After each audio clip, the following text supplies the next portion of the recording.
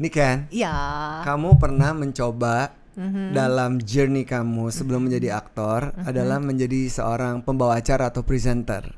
Dan Iya. kemudian beberapa program ya, beberapa program TV di saat itu 2000-an kalau nggak salah ya. 2000 amat saya 2014. Ya, oke. Oh, 2014. 14, iya. Terus ada beberapa kan. Ya. Dan kemudian orang mengenal kamu sebagai host televisi atau ya. program televisi. Yes. Tapi at the end of the day, you are not comfortable with it. Yes, that's true. Tell me why. Tell me why. Jadi nyanyi. Oke, jadi tadi kan disebut juga kalau aku menjadi host ya, tapi aku kepengen sekali untuk nama host itu di remove karena bisa dibilang aku belum menjadi seorang host. Kayak jangan pernah dibilang kayak nyoba 1-2 kali jadi presenter langsung wah jadi presenter, kecuali kalau emang akan diteruskan itu akan menjadi pekerjaan utama atau menjadi hobi atau pokoknya hal yang disukai lah gitu. Tapi memang awal aku mencoba karena aku sedang mencari jati diri aku. Aku emang suka banget dengan dunia kreatif. Tapi pada saat itu aku bingung jalannya, apakah aku harus ke acting atau aku harus ke presenting. Jadi aku coba semua dan salah satunya aku coba untuk menjadi presenter di beberapa. Kalau nggak salah tuh ada 3.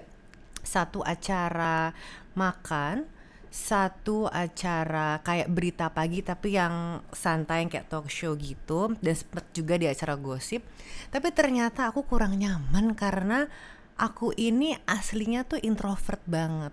Dan kayaknya dibutuhkan energi yang banyak untuk bisa ngobrol terus, untuk bisa interview orang, cari tahu tentang orang, itu tuh perlu energi yang banyak dan ternyata aku nggak kuat gitu. Dan pada akhirnya aku memutuskan kayaknya ketemu orang tiap hari, harus wawancara, harus ngobrol terus, itu bukan diri aku deh. Jadi akhirnya aku memutuskan untuk berhenti dan akhirnya aku bulat di acting. Oke. Menarik ketika ada usaha untuk terus mencoba untuk mengetahui sampai sejauh mana saya dapat jatuh cinta dengan pekerjaan sebagai seorang host. Kan 3 program itu kan ada rentang waktu yang lumayan panjang. Oke, ya betul. Kurang lebih kan? setahun di tahun yang sama. Jadi bisa dibilang perjalananku tuh agak menarik. Jadi dari tahun pokoknya 2013 aku mencoba FTV. Pokoknya setahun itu tahunnya FTV. Dan banyak banget FTV kamu gila-gilaan. Iya, tahun FTV karena emang ternyata aku cinta sekali dengan acting gitu. Makanya setahun itu aku tahun ini mau fokus di acting dan ternyata FTV pada tahun itu. 2014 aku memutuskan untuk oke, fine, gue mau coba presenting. Walaupun kesannya jadi kayak agak labil, nih orang mau kemana sih? Cuman enggak juga. Oh, enggak juga ya? Enggak, biasa aja. Karena pada saat itu aku berpikir kalau lo nggak nyoba lo nggak tahu. Mendingan nyoba daripada Setuju. nyesel. Betul banget. You need to give a try. Thank you. Akhirnya ada yang memvalidasi. Ya, betul. It happened to any other profession juga. Mereka mencari. Tapi we have to give it a try. Alright. Karena we don't know. You're right. And that's what I did. Yeah. Jadi aku coba untuk jadi presenter. Pertama-tama aku di acara gosip. Wah, aku memang bukan ranahku karena kan ngomongin orang dan ternyata beberapa orang itu teman aku sendiri ya. Jadi aku kurang nyaman. Akhirnya aku beralih ke yang lebih netral, mungkin makanan, sama waktu itu berita. Menyenangkan, tapi untuk melakukannya dalam rutinitas sehari-hari tuh wah, aku nggak kuat sih. Jadi emang menurut aku jadi diri sendiri in public itu lumayan challenging. Oke. Menjadi diri sendiri di depan publik itu sangat menantang. Iya, betul. Maksudnya bukan berarti ada yang ditutup-tutupi, tapi kan kalau untuk menjadi host atau presenter gitu atau bahkan MC itu kan harus menjadi the best version of you. Gak mungkin kita lagi sedih kita harus kelihatan sedih, enggak dong. Kita harus menjadi diri kita yang terbaik di depan orang-orang itu. Betul. Dan menurut aku itu lumayan draining. Yes, draining itu. Iya, karena ketika kita jadi seorang MC ya, karena tadi kamu juga nyebut profesi MC, itu kita menjadi sorotan publik di atas panggung, sorotan audiens di atas panggung, atau jadi presenter di televisi, ada viewers yang menonton kita atau audiens di studio yang menonton kita. Semua mata memandang kita dan kita menjadi benang merah dari rangkaian acara tersebut. Tentu kan buat orang-orang yang introvert dan merasa bahwa itu bukan callingnya mereka, it will drain their energy. That's true. Jadi menurut aku kayak orang-orang Mas Erwin contohnya dan semua MC, presenter, host yang ada tuh keren-keren banget karena bisa melakukan itu semua. Apa ya, kayaknya effortless aja menurut aku. Karena memang path-nya ada di situ. Mungkin proses pencarian jati diri seperti yang kamu bilang, akhirnya kamu dari alur ini atau path ini arahnya ternyata harus ke sini, ke acting. Tapi aku bersyukur karena aku udah pernah mencoba, jadi paling nggak aku tahu aku maunya apa dan sukanya apa, daripada aku nanti pas tua aku nyesel deh dulu nggak coba presenting, begitu nyoba udah nggak bisa kan, ya udah nggak ada penyesalan. Betul. Karena saya juga sangat setuju dengan sebuah statement, I rather pain in my discipline rather than pain in my regrets. What a word, that's true. Iya dong, maksudnya ya kita mesti coba. Apapun yang bikin kita punya rasa penasaran untuk mencoba, kita coba. Sampai ya kayak kamu, it happen satu tahun. Ternyata kamu menyadari bahwa oh ini bukan gue sih. Ya udah, jadi kamu kemudian masuk lagi ke TV, layar lebar gitu ya. Terus udah banyak sekali ya, film tuh udah 23 film. Saya hitung. Masa sih? Kayaknya nggak nyampe deh. Ntar aku hitung ya. Yang tahun ini 2025 mau keluar aja ada 3 atau 4. Ya kan? Iya dong. Harusnya 1, 2, 3 harusnya ya. Mudah-mudahan gak mundur ya. Mudah-mudahan ya guys. Biar lancar. Tapi emang betul semua ada tahunnya. 2015 tahun bingung. Gak tahun bingung, tapi emang sengaja aku menetralisir dulu. Karena lagi-lagi kan ternyata shifting dari satu profesi ke profesi lain kan tidak mudah. Kayak orang, kayak kita baru main setahun aja langsung wah dia presenter nih, langsung gitu kan. Jadi aku berusaha menetralisir dulu. Baru akhirnya di tahun 2016 aku udah firm, ayo kita acting. Dan dari situ aku kembali lagi ke TV, ke series. Aku boleh sebut merek nggak ya di sini? Boleh dong. Boleh ya. Boleh. Series Oke Jack, mungkin kalau pernah denger, itu tayangnya di Net TV. Itu pertama kali akhirnya setelah sekian tahun aku sempat hiatus. Sempat hiatus dulu kan setahun, 2015 sempat hiatus, 16 start lagi. Gitu. Nah sekarang kamu very passionate dong menemukan kolam kamu kan? Yes. Oh iya sih gitu banget. Dan bersyukur juga maksudnya, karena menurut aku juga ini sebuah keberuntungan juga ya, akhirnya bisa menemukan path aku di mana. Maksudnya banyak sekali orang yang bekerja tapi bukan passionnya, dan aku beruntung dan bersyukur sekali aku bisa menemukan passion di bidang pekerjaan yang aku jalani. Gitu. Padahal kalau mau dibilang menjalankan peran, sebagai seorang host kan kita juga menjalankan peran. Betul. Tapi bedanya memang kalau TV kan atau program atau series atau film itu kan kolaboratif ya. Yes, that's true. Aku nggak jadi benang, mungkin benang merahnya juga ya, tapi itu yang aku suka ternyata. Jadi kalau kita ngomongin acting dan film, sebetulnya yang aku suka itu adalah filmmakingnya. Prosesnya, filmmakingnya. Tapi ceritain dong. Tidak hanya melulu dari acting, tapi filmmaking itu kan kompleks ya. Kalau dari sisi pemain mungkin ada prepsnya, ada reading, and so on, sampai promo. Itu bagian dari filmmaking, gimana caranya supaya filmnya sukses. Tapi ada departemen penyutradaraan, atau kamera, lighting, dan kolaborasi, itu semua yang bikin aku justru excited. Kadang-kadang pernah gitu, aku mungkin peranku tidak banyak di situ, tapi aku excited dengan ceritanya, aku excited dengan gambarnya, dan dengan sutradara, dengan semua-muanya. Jadi aku kayak, aku bangga berada di bagian dari film ini. Itu jadi it's not all about acting, it's not only about acting. Di film mana yang pasti kalau ditanya mungkin jawabannya semuanya punya kesan tertentu, tapi yang semua pada jawab gitu ya. Cuma yang stick in your head. I might say, well there's a few. Jadi kenapa aku bisa bilang gitu? Jadi aku lagi-lagi aku merasa beruntung. Aku sempat hiatus tahun pas pandemi 2020 sampai 2022. Aku nggak syuting karena pandemi, jadi emang agak susah. Dan begitu aku balik ke dunia film, itu peranku tuh dan genrenya pun menantang semua. Kayak udah 2 tahun vakum, sudah menjadi ibu, terus balik ke industri di mana dengan statusku yang beda, udah nggak single, dan dengan cara kerja yang beda juga. sebelum pandemi dan sesudah pandemi, cara bekerja syuting film tuh beda. Jam kerja dan lain-lain itu semua berubah, menjadi lebih bagus, lebih rapi pastinya gitu. Itu aku ada shocknya juga. Dan aku belum pernah main film horor, aku langsung main film horor. Itu kayak tantangannya banyak sekali ya, dari secara settingnya juga, maksudnya untuk genre baru dan tapi untuk dunia kerja baru pas endemi itu tantangan lagi. Jadi dan dari situ pun peranku berubah-ubah, dari horor tiba-tiba action, tiba-tiba langsung drama, abis drama horor. Jadi kayak wow, ini nggak pernah ada yang kayak, kadang kan enak kayak horor atau drama, ini nggak, bener-bener roller coaster. Yes, roller coaster ride. Jadi beneran kayak semuanya menantang sekali dan punya ceritanya masing-masing, dan aku bersyukur bisa ada di bagian dari film-film itu. Yang paling challenging tuh di bagian apa sih? Di luar acting ya? Di luar acting ya, yang pasti kalau jadi pemain itu menurut aku kita harus punya rasa haus yang besar. Jadi jangan sampai kita stuck kayak aku nyamannya. Let's say aku tidak bilang semua begini ya, tapi kan ada rasa kayak oh aku nyaman mungkin di horor atau aku nyaman mungkin di drama. Tapi ternyata nggak boleh nyaman, karena kita harus tetap haus supaya kita bisa nerima cerita baru, karakter baru, dan skill set baru. Contoh di 13 Bom.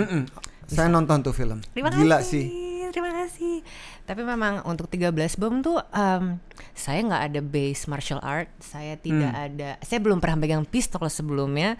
Tapi di situ saya dipaksa untuk belajar, ya karena karakter ya, karena peran juga, saya harus belajar nembak dan ikut bootcamp. Jadi apa ya? Jadi intinya harus haus dan harus mau belajar untuk hal baru. Siapa tahu besok saya belajar mana kan? Juga nggak tahu. Tapi kita harus terbuka gitu. Kalau kita udah nutup yang nggak mau, gue nyamannya di sini aja, yang nggak akan bisa maju-maju. Itu sih yang kadang-kadang tricky. Apa proses pencarian jati diri yang kamu lewatin sekarang? Kamu ada di path industri film dan juga OTT yang kamu temukan dalam journey tersebut. Maksudnya journey sebagai aktor atau sebagai pribadi? Aktor, iya, sebagai aktor. Gimana ya kalau dibilang jenis sebagai aktor ya, pasti aku dapet, tapi yang pasti karena acting lah ya, acting justru aku jadi belajar lebih banyak soal manusia itu sendiri. Jadi bikin aku justru lebih bisa berempati sama manusia. Kenapa aku bisa ngomong gitu? Oke, sebagai Niken, mungkin aku hanya tahu dunia sekelilingku aja. Oh ya, aku anaknya begini, sifatnya gini, introvert dan lain-lain. Ada suami, ada sahabat, ada teman, ya lingkupku segini aja. Tapi begitu aku belajar jadi karakter baru, aku membuka diri untuk karakter itu, kan aku harus percaya dengan karakternya, aku harus ngulik karakternya.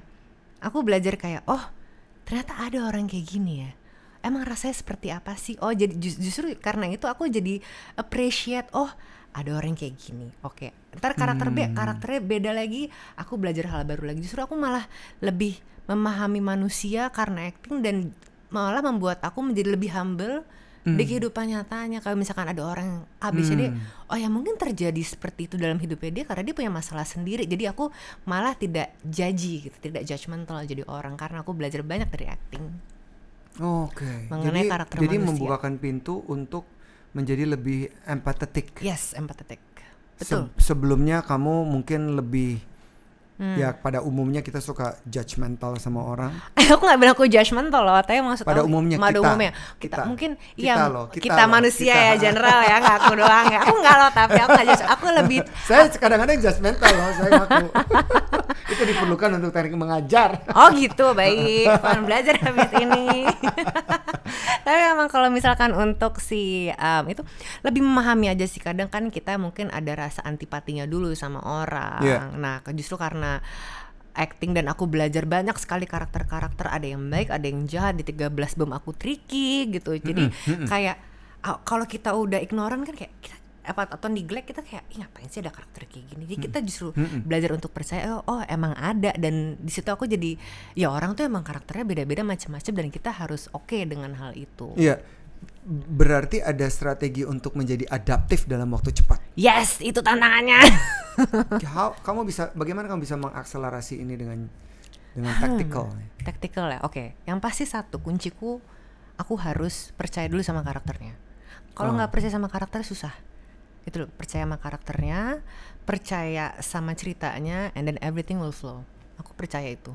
Jadi justru kalau misalkan kita terlalu dipikirin, ini mungkin yang lain nggak gini ya, tapi kalau dari aku jangan terlalu dipikirin, kita percaya, kita jalanin sambil dikulik langsung dapet gitu. Tapi kita harus membuka hati. Kalau kita udah kayak, masa karakternya gini sih, udah nggak akan bisa masuk itu. Jadi emang mungkin itu bedanya ya. Kalau balik lagi ke hosting mungkin tactical cepet. Kalau acting mungkin ya ini tactical pasti ada, tapi hatinya harus lebih tactical.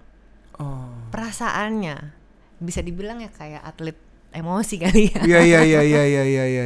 Gitu. Nah setelah itu baru dibantu sesuai dengan kebutuhan. Mungkin kalau kayak syuting action 13 bom itu latihan fisiknya harus kuat. Jadi dimulai dari emosinya dulu nih, baru abis itu yang mensupport apa sih. Atau mungkin aku main film horor, gimana cara pendekatannya supaya aku bisa menjadi let's say filmku yang mau keluar misalkan aku jadi witch di situ. Bagaimana ceritanya aku jadi witch ya? Tapi itu memang aku harus percaya dulu sama karakternya, baru bisa aku kulik. Oke, apa yang akan menyupport gue untuk bisa di karakter ini? Oke, satu latihan fisik karena horornya ada berantemnya sedikit, jadi aku harus bisa fisikku harus kuat. Baru deh apa aja yang diperlukan? Oke, belajar bahasa Jawa kuno apa? Jadi baru itu dikulik-kulik sampai akhirnya badan kita dan otak kita, hati kita nerima karakternya. Pada saat dalam proses itu, apakah kamu perlu waktu cukup lama untuk proses menerima semua offer yang ada di dalam skrip dan karakter yang ada dalam skrip? Atau intuitively bisa cepet, ini kayaknya oke buat gue? Untungnya kalau film, tapi series juga kok, itu kita dikasih waktu paling tidak 2 minggu sampai 1 bulan untuk really into the character, untuk preparation lah gitu. Jadi bisa dibilang ada cukup banyak waktu untuk kita mengulik, karena yang susah justru partnya yang lama itu bukan gimana cara kita into the character, tapi kita merge. Yes, itu dan apa namanya nguliknya. Yang pasti exploring tergantung kebutuhan karakter lagi. Misalkan kita mau jadi superhero let's say gitu, kita harus bisa berantemnya dulu, nah kayak gitu-gitunya tuh, dan ngulik karakternya seperti apa, ngomongnya bahasa apa, itu yang lebih penting. Nanti begitu yang teknis sudah selesai, baru kita masuk ke skrip. Kalau horor takut nggak? Takut syuting lah. Malam apa setting yang seperti itu, atmosfer yang kayak gitu. Sebenarnya aku tuh penakut banget. Parah penakutnya, maka aku baru berani ngambil film horor 2 tahun yang lalu. Itu film horor pertamaku. Dan lumayan banyak ya, maksudnya di beberapa film horor. Aku film horor sebetulnya baru 4 ada kali. Masa? Enggak. Yang baru tayang 1. Baru tayang 1. Yang mau sebut tayang judul lah. Si Jin itu tahun 2023 udah tayang. Terus nanti tanggal 30 April ada tayang yang baru, judulnya Penjagal Iblis Dosa Turunan, sama ada upcoming itu juga. 3, jadi total baru 3. Tapi emang asli tuh aku penakut sekali. Jadi how you deal with your fear? Nah bedanya begitu kita udah masuk ke skrip, kita ngeliatnya dari perspektif yang berbeda. Kita bukan lagi menjadi penonton, tapi kita kan udah ada di situ gitu. Dan maksudnya itu secara buku secara acting kita kayak udah kan aku yang melakukan itu, jadi ya gue nggak takut sama diri gue sendiri dong. Let's say aku yang jadi setannya gitu kan, ya masa gue takut sama diri gue sendiri ya dong. Tapi justru kan namanya juga film ya, ada teknisnya juga. Aku jadi ketakutan, misalkan aku ketakutan, tapi kan ada kameramen di situ. Iya nggak sendiri dan rame gitu. Jadi kayak ya udah semuanya berjalan dan kondusif ya. Walaupun aku sampai sekarang, walaupun aku tahu teknisnya film horor seperti apa, aku tetap takut nonton film horor. Kalau kembali ke hotel nginep gitu, kalau nginep di luar aku nggak pernah sendirian, selalu temenin. Yang temenin. Kalau horor sorry banget, aku nggak mau sendirian. Karena katanya suka banyak terjadi dalam proses betul di kamar dan segala macam, even di setting. Nah namanya kan juga kita pakai IP-nya hantu-hantu itu ya. Masa hantu-hantunya nggak boleh sih nongol-nongol sedikit ngikutin kru. Kamu pernah lihat? Rasa aja, tapi pernah deh sebenarnya. Disturbing dong. Lumayan disturbing, tapi paling. Mau cerita? Kayaknya tidak menarik untuk diceritakan, tapi memang intinya aku pernah melihat sesuatu yang kasat mata itu, dan tapi untungnya langsung hilang gitu aja sih. Aku nggak tahu apakah aku delusional atau apa ya, tapi memang itu terjadi pada saat syuting gitu. Itu yang akan tayang.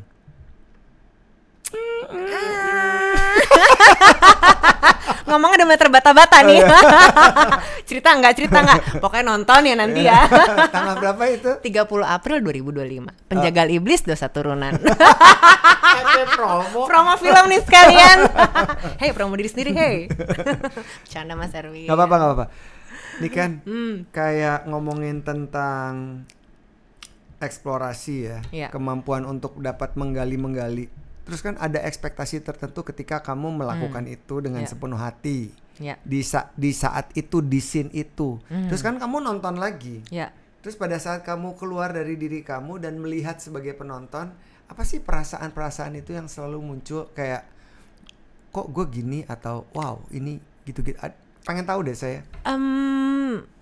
Jujur sampai sekarang setiap saya nonton diriku sendiri di big screen tuh kayak itu siapa, gue gak kenal, gue gak gitu. Aku masih begitu.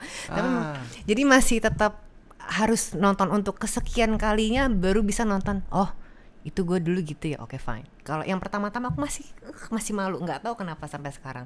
Cuman aku percaya enaknya acting itu, filmmaking itu kan pekerjaan kolaboratif ya. Jadi misalkan dalam scene tertentu aku berusaha semaksimal mungkin untuk menjadi seperti yang diinginkan. Tapi lagi-lagi kan kita ada arahan dari sutradara, ada DOP-nya, ada lighting yang mungkin menurut aku bagus, menurut mereka enggak bagusnya gini, bagusnya gitu, dan aku percaya dengan hal itu. Jadi karena mungkin kita marah-marah udah bagus, tapi nggak ke capture kamera, ya sama aja bohong. Atau misalkan, wah nangisnya bagus, tapi gelap ya gak kelihatan juga nangisnya gitu. Jadi aku percaya apa yang sudah keluar dalam layar itu adalah hasil yang terbaik gitu. So no regrets. No regrets. Udah kejadian mau ngomong apa, walaupun tetap malu ya, kayak itu siapa gitu. Kamu bilang syuting film adalah me time. Kegiatan syuting adalah me time. Define me time. Me time dikarenakan aku passionate sekali soal acting. Jadi aku tidak merasa aku itu sedang bekerja. Jadi mungkin bisa dibilang aku kayak bermain gitu. Aku tidak pernah merasa terbebani kayak, aduh gue harus bangun pagi, harus syuting. Enggak, aku pulang malam, kurang tidur. Aku nggak pernah ngerasa kayak gitu, karena aku selalu excited kayak, wah hari ini gue bakal ngapain lagi nih dengan karakter gue. Dan bisa playing dress up, bisa main makeup-makeupan, bisa hari itu mungkin scene-nya yang seru-seru, aku malah semangat. Jadi aku ngerasa itu bukan pekerjaan, itu kayak playground gitu. Jadi aku bisa bilang tuh me time. Sekarang saya mau ngajak kamu mundur ke masa kecil, kalau kamu tidak keberatan, untuk menceritakan your childhood memory. Takut banget. Kenapa? Gak apa-apa. Loh, kok takut? Gak apa-apa, bercanda, gak apa-apa. Gimana childhood memory? Dia panas ya. Kalau mau di-reveal, mau diceritain, I really want to know. Karena melihatmu saat ini belum tentu sama dengan waktu kamu masih kecil. Apa yang childhood memory ya? Yang pasti aku dulu itu tidak seperti aku yang sekarang. Jadi gak usah dari childhood, dari sebelum aku terjun ke dunia acting, bisa dibilang aku tuh anak pemalu, pendiam, terus juga agak susah bergaul mungkin karena pemalunya itu. Lebih baik ngumpet, dan itu sebetulnya salah satu kenapa aku ngambil public relation. Setidaknya itu mau sendiri, bukan orang tua? Ya mau aku sendiri. Justru kalau orang tua beda banget. Ibuku tuh kerja di bank, bapakku tuh juga. Jadi semuanya tuh kayak beda bidang sekali. Tiba-tiba anaknya mau belok ke public relation, awalnya juga seriously? Kayak serius, tapi masih kayak oke, fine, karena masih menurut mereka kan kerja kantoran. Doang mikirnya kan. Tapi sebetulnya yang mau aku cari justru bukan kerja kantorannya, karena setidaknya aku ingin belajar cara berkomunikasi yang baik. Paling nggak itu dulu, karena aku pada masa itu nggak tahu kenapa dulu mikir gini ya, tapi aku merasa komunikasi yang baik itu dasar semuanya. Pekerjaan, relationship, friendship, semuanya tuh based on communication skill. Menurut aku sangat betul. Enggak, memang betul. Jadi kayak makanya sekolah ini ada. Iya. Lama-lama gue daftar nih, boleh nggak? Masih terima murid. Jadi guru dong. Aduh. Jangan jadi murid. Aku nggak bisa ngajar. Ajarin ya cara jadi guru ya. Siap. Tapi memang itu sih. Jadi benar-benar. Tapi justru aku di sekolah itu teori-teori memang masuk. Tapi yang kita butuhkan adalah praktek. Dan bisa dibilang ya perubahan aku gede banget, berubah sekali dari yang aku dulu introvert pemalu banget. Sekarang aku masih introvert tapi setidaknya udah bisa ngobrol sekarang kita. Karena terbiasa. Oke, karena terbiasa. Sudah terbiasa ketemu orang, press conference, promo, ya kan? Walaupun intensitasnya tidak heavy ya. Yes. Dan bukan yang ditanya, bukan yang nanya ya, betul, tapi betul. Yang ditanya. Iya. Terus justru kalau diingat-ingat beda banget. Dan aku justru belajar menjadi Niken yang sekarang ini karena peran-peran yang telah aku mainkan. Gitu. Jadi bisa dibilang ya aku tumbuh, berkembang karena peran-peran aku mainkan. Gitu, menjadi Niken yang sekarang. Oke. Dulu sih ampun penakut, kalau dari kecil kalau ada teman baru ngumpet di belakang kakinya ibu gitu, nggak mau main, tunggu di ojok-ojok dulu baru mau main. Dan itu pun terjadi sampai kuliah. Jadi bisa dibilang aku adalah introvert yang diadopsi oleh extrovert. Kalau nggak punya teman. Gitu. Dulunya aku seperti itu. Tapi sempat pada saat proses itu dan kemudian kamu memilih universitas di major public relation, kamu berpikir untuk bekerja kantoran seperti kedua orang tua kamu? Betul. Sebetulnya karena aku sama sekali tidak ada background dunia seni. Sama sekali nggak ada. Jadi dalam keluarga tuh ya, bahkan keluarga besar pun tidak ada. Jadi bisa dibilang aku dulu bukan silver spoon deh, bener-bener mulai semua dari nol. Justru awal mulanya aku bisa terjun ke dunia acting itu support dari teman-teman SMA aku dan teman-teman kuliah. Jadi mereka tuh banyak sekali yang udah jadi artis cilik. Banyak pokoknya udah jadi artis lah bahasanya pada masa itu kan. Dan mereka encourage aku buat ayo nih kan lo bisa. Aku kayak aduh gue ngapain sih, udah deh gue belakang layar aja deh, gue malu. Aku mikirnya gitu. Tapi kenapa mereka encourage kamu? Karena menurut mereka aku bisa. Dan aku nggak tahu mereka melihatnya di mana pada saat itu ya. Sampai pada akhirnya kalau dulu kan pulang ke kuliah tuh suka kita nongkrong bareng tapi kita pergi satu mobil. Nah biasanya tuh kalau ada yang casting dulu kita anterin ya dong. Aku bilang oke fine, gue anterin aja. Casting sampai di suatu hari ternyata dijebak. Aku yang disuruh masuk gitu. Aku inget banget tuh casting FTV kalau nggak salah ya. Tapi ya kalau udah ditodong gitu kan kita nggak bisa bilang nggak ya kali bikin drama di depan pintu kan. Udah fine gue masuk. Ya tapi ya tidak keterima karena bingung nih casting ngapain sih gitu sebenarnya nih, gue banyak lampu nih, suruh stripnya apa nggak ngerti gitu. Tapi ternyata tidak sekali dua kali, bener-bener kayak berkali-kali dijebak. Tapi memang lama-lama kayak gue udah tau arahnya, udah deh gue ikut sekali biar puas. Pokoknya gue ikut sekali, gue screen testnya serius. Tapi udah ya bisa aja paksa-paksa ya bilang. Aku masuk malah dapat peranku tidak besar, tapi aku ingat banget film pertamaku Kawin Kontrak Lagi. Kawin Kontrak Lagi aku ingat banget itu kayak dapat nggak bisa, harus bingung tapi ya memang kebetulan jadwalnya pas aku lagi libur kuliah, jadi kayak emang udah jalannya, tidak bisa bilang enggak kayak udah toh lagi libur sekolah, daripada kita nggak ngapa-ngapain, coba yuk kita belajar acting. Dan di situ aku inget banget aku reading 2 bulan, syuting 1 bulan, syuting di Pangalengan itu. Dan di situ tuh titik aku belajar syuting film tuh kayak gitu ya. Dan di situ aku mulai jatuh cinta dengan filmmaking. Ternyata acting tuh nggak gini aja loh, banyak sekali departemen yang terlibat. Aku sebagai orang awam yang tidak pernah sekolah acting, tidak pernah ikut pemilihan, jadi nggak tahu basic kayak gitu kan. Justru aku belajar semua tuh di lapangan dan aku bersyukur banget kayak ternyata gini, seru juga. Oke, mulai dari situ aku mulai semangat deh. Oke, kalau ada casting, kalau ada apa, gue mau ikut. Dari situ awal mulanya. Tapi tetap karena penasaran, awalnya film, terus kita coba dunia sinetron. Beda lagi ceritanya. Kalau sinetron aku bisa dibilang disiplin waktu dan belajar sabar itu dari sinetron. Karena maksudnya sinetron tuh bagus banget loh, mereka daya tahannya tinggi sekali loh gitu. Jam karena duitnya juga kenceng. Betul. Ya karena itu kali. Jadi bertahan ya. Bener juga. Tapi ya pernah lumayan aku jadi disiplin waktu sinetron. Dari situ baru aku penasaran presenting karena aku seneng banget ngeliat orang talkative yang bisa ngobrol tuh kok kayak menarik sekali gitu. Aku penasaran, emang dasar orangnya pengen belajar kali ya. Ya barulah aku coba presenting. Ternyata bukan dunia gue.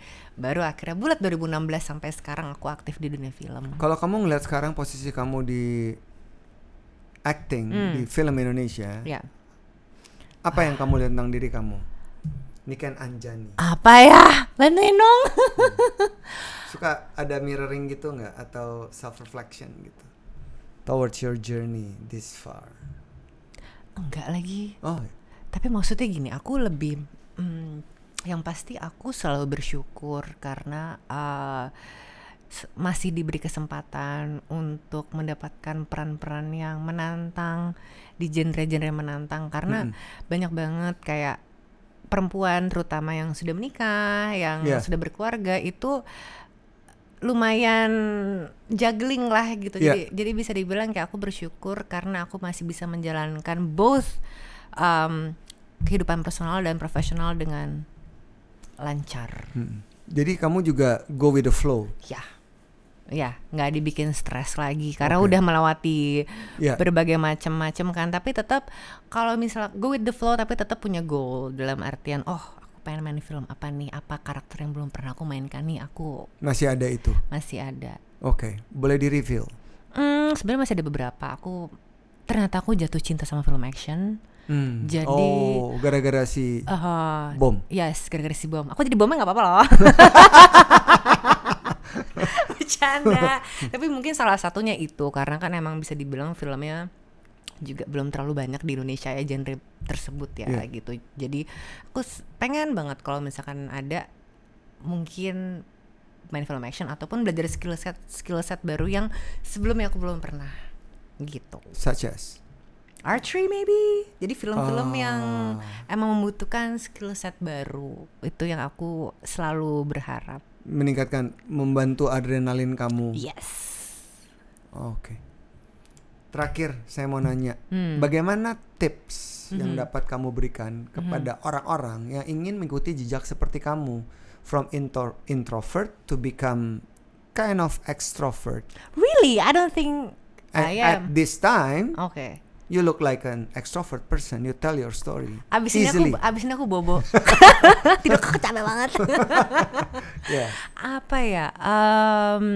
Jadi kalau kamu flashback mundur ke dalam karir journey kamu dari awal, terus ada orang yang pengen ikutin path kamu bisa berbagi your secret ingredients supaya mereka bisa tough dan bisa carry on with their goal and purpose. Sebenarnya simple sih, trust the process. Trust the process. Yes, itu aja sih. Karena aku nggak bisa bilang banyak. Aku kayak gini juga prosesnya panjang banget. Sampai akhirnya bisa ngobrol, bisa bermain dari karakter satu dan karakter lain yang berbeda-beda. Dan itu prosesnya panjang dan tidak mudah. Jadi enjoy aja, trust the process.